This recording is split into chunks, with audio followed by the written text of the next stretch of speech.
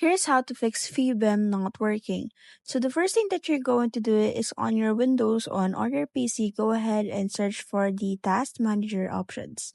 Now, after searching for the Task Manager options, what you need to do is to go ahead and go to the Processes options and search for the FiveM.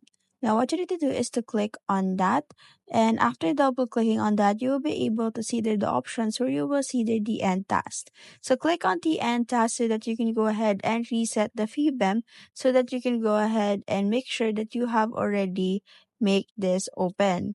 Now, after clicking End Task, what you need to do is go to the Run options and click on the Open, or just simply click on the Run System symbol that you will see on your Windows.